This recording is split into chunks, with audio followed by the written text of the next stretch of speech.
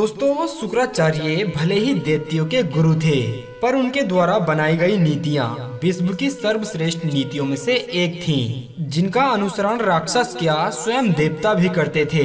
ये कहना उचित नहीं होगा कि यदि कोई मनुष्य आज भी इन नीतियों को अपने जीवन में उतार ले तो उसे सफल होने से कोई नहीं रोक सकता। इन्हीं नीतियों में शुक्राचार्य ने 3 ऐसे कार्यों को भी बताया है जिन्हें करने से पहले बिल्कुल भी शर्म नहीं करनी चाहिए। सुनने में थोड़ा अजीब लगता है, परंतु ये सत्य है। शुक्राचार्य ने अपनी नीतियों में कुछ ऐसे कर्मों का वर्णन भी किया है जिसे मनुष्य को बेशर्म होकर करना चाहिए। तो आइए जान लेते हैं वो 3 कार्य कौन से हैं। जानकारी अच्छी लगे तो चैनल को सब्सक्राइब जरूर करना। शुक्राचार्य ने अपनी नीतियों के माध्यम से कुछ ऐसी 3 चीजों के बारे में बताया है जिन्हें स्वीकार करने से कभी भी शर्माना नहीं चाहिए। साथ ही 3 ऐसी चीजों का भी वर्णन किया है जिसे लेने या देने में कोई संकोच नहीं करना चाहिए या फिर किसी तरह की कोई शर्म नहीं करनी चाहिए, क्योंकि ये वो शिक्षा ही है जो कि आपको तरक्की के मार्ग पर आगे ले जा सकती है और आपके सफलता के मार्ग को बाधित भी कर सकती है। तो चलिए जान लेते हैं ऐसी उन 3 चीजों के बारे में जिन्हें स्वीकार करने में या देने में मनुष्य को कोई शर्म नहीं करनी चाहिए। पहली चीज है विद्या। शुक्राचार्य के अनुसार एक बुद्धिमान व्यक्ति को कभी भी ज्ञान लेने में संकोच नहीं करना चाहिए। उसे समाज की सभी बुराइयों को पीछे छोड़ते हुए इस बात को बिल्कुल नजरअंदाज करना होगा कि उसे ये ज्ञान देने वाला कोई दलित है या फिर छोटा बच्चा है तथा कोई दरिद्र व्यक्ति है, क्योंकि विद्या एक ऐसी चीज होती है जो कि जीवन के हर पद पर काम आती है। चाहे तो कोई भी मनुष्य कभी भी किसी भी समय कितनी भी उम्र के व्यक्ति से ये ज्ञान प्राप्त कर सकता है, बस उसे अपने अंदर हिचकिचाहट और शर्म को छोड़ना होगा।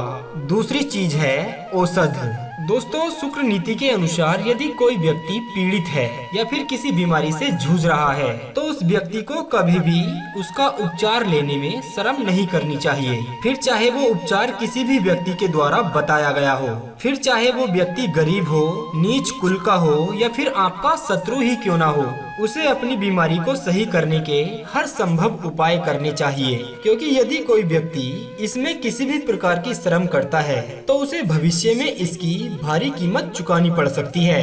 अब आते हैं तीसरी वस्तु पर, जो कि है स्त्री रत्न। शुक्रदेव कहते हैं कि एक बुद्धिमान व्यक्ति वही है जो कि एक स्त्री रत्न अर्थात उत्तम गुणों वाली स्त्री को चुनता है। फिर चाहे वो स्त्री नीच कुल की ही हो या फिर गरीब हो, भले ही वो ज्यादा सुंदर ना हो, उसे अपनाने में ज्यादा देर नहीं करनी चाहिए। ऊंचे कुल की स्त्री से विवाह करने के बाद उसे पूरे जीवन जो दुखों का सामना करना पड़ता है, उससे अच्छा है कि एक व्यक्ति को उत्तम गुणों वाली स्त्री से विवाह कर लेना चाहिए। क्योंकि दोस्तों, ये तो आपने सुना ही होगा कि एक स्त्री ही है जो घर को स्वर्ग बना देती है और स्वर्ग से नर्क भी बना देती है। दोस्तों, ये तो थी नीति जो व्यक्ति को समय रहते ले लेनी चाहिए। चलिए अब बात करते हैं शुक्रदेव के द्वारा बताई गई ऐसी 3 चीजों के बारे में जिन्हें भूल से भी लेना नहीं चाहिए। पहला, बिना दिए ना ले। शुक्राचार्य कहते हैं किसी भी बुद्धिमान व्यक्ति को किसी व्यक्ति से कीमती कोई भी वस्तु बिना दिए लेनी नहीं चाहिए।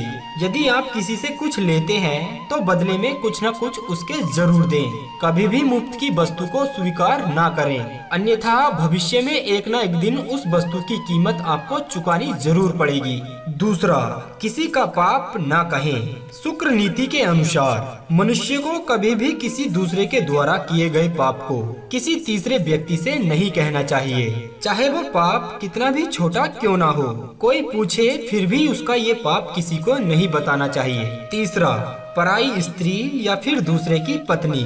शुक्रदेव कहते हैं कि किसी भी बुद्धिमान व्यक्ति को किसी दूसरे व्यक्ति की पत्नी को दूषित नहीं करना चाहिए, चाहे वो स्त्री सामने से लाख कोशिश क्यों न करे। पर ऐसी स्त्री से आपको उचित दूरी बनाए रखनी चाहिए, क्योंकि चरित्रहीन स्त्री को अपने सम्मान और अपने चरित्र से ज्यादा मतलब नहीं होता। हाँ, यदि ये बात समाज में सबके सामने फैल गई तो आपको जरूर शर्मिंदगी का सामना करना पड़ सकता है। इतना ही नहीं, धार्मिक दृष्टिकोण से तो इसे घोर पाप की श्रेणी में रखा गया है। इसलिए जितना हो सके ये गलती करने से बचें। उम्मीद करते हैं दोस्तों जानकारी आपको काफी पसंद आई होगी।